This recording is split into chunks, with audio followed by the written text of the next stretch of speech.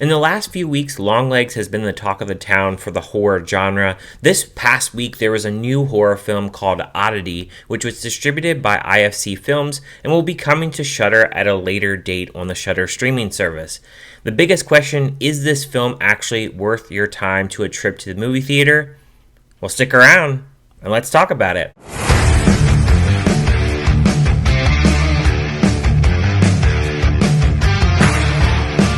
Oddity centers on a blind medium and shopkeeper who is still grieving the death of her twin sister a year prior. The film stars Gwilym Lee, Carolyn Bracken, Tadhg Murphy, and Carolyn Menton, and was directed by Damian, and he's done one other film I've seen before called Caveat. Oddity. Now, I did not watch a trailer for this film. I did see a brief clip for it, and I knew that it was a Shudder film, but I honestly went into the film pretty blind.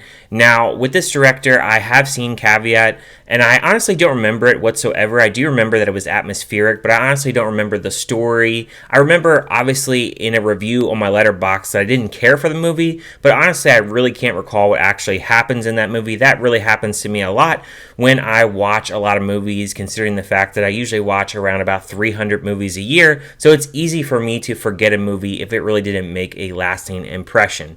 Now, with this movie, you have a woman named Dani who is living in this countryside house, and she has a knock at the door where you have this strange man who has a glass eye and only one eye. She has this little shutter where she actually opens up the shutter. He's warning her that somebody is actually in the house.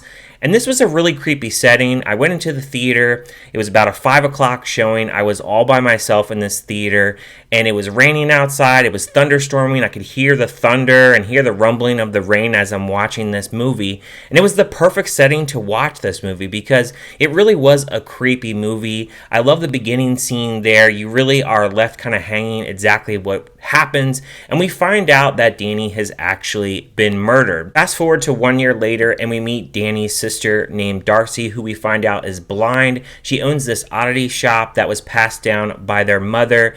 She has these psychometric powers in which she can kind of cure this evil out of these different objects that she actually owns in the shop. She talks about this bell and the history of this bell. We meet Dani's ex-husband, Ted, who is there just talking to her about her sister and trying to make plans to actually meet up at some point.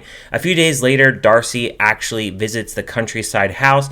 Unexpectedly, she brings this wooden crate, and she has this life-size wooden doll that she's going to use to uncover the mystery of her sister's death.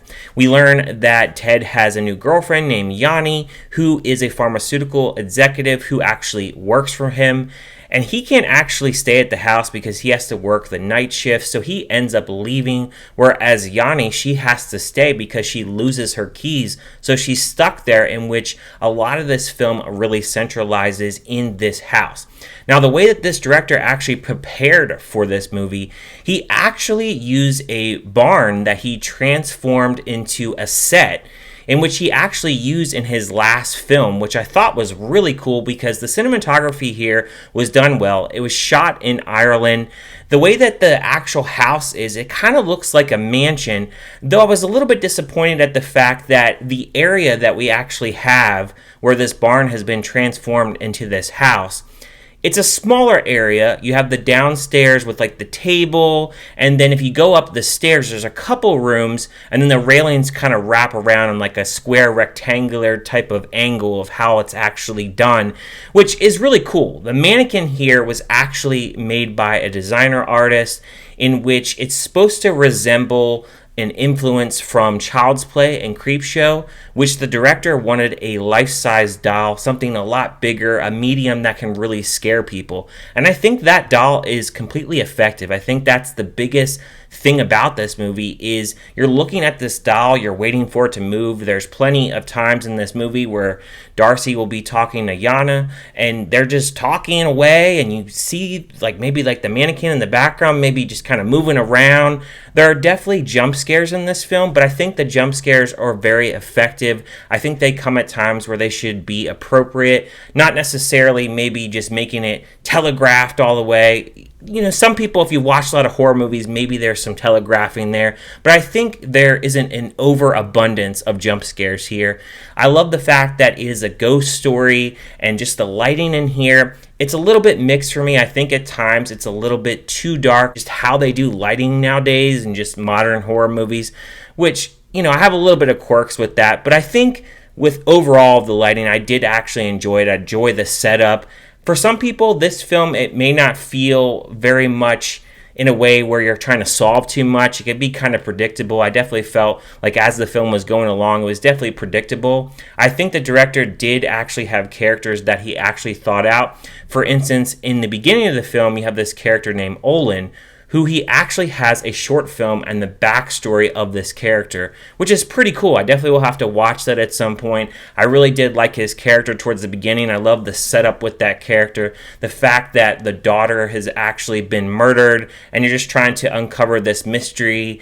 Even though when you get to the third act and you actually see what actually occurred and why this was actually happening, it wasn't anything spectacular in that instance, but I think it was very effective. And I think towards that third act, when something actually plays into somebody's death, I really did actually enjoy that, because it goes back to the beginning of the film, if you're paying attention in the beginning of the film, because they're fixing up this countryside home.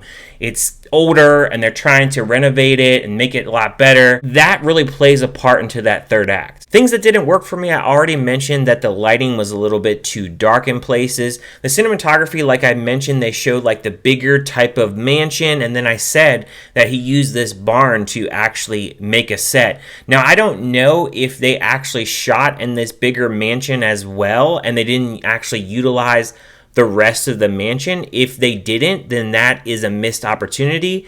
Or if they just really shot just in this barn, then they used what they could for what they actually had. And again, that may be because of budget restraints, which obviously with these Shudder films, they don't get big budgets. I think this director definitely has a good feeling of using props, using different types of ways of how he wants to tell his story, where he's developing characters, which I do think that characters are developed here. I do think at points this film can feel kind of slow. I definitely think that you have to be in a certain kind of mood. It's not a film that I would say that I would revisit time and time again. I feel like the reviews that I've seen for this film it's pretty positive. There's some higher reviews. I would say that it's a little bit lower score maybe than like Late Night for the Devil, which again, I really liked Late Night for the Devil, but I wasn't high on it like everybody else.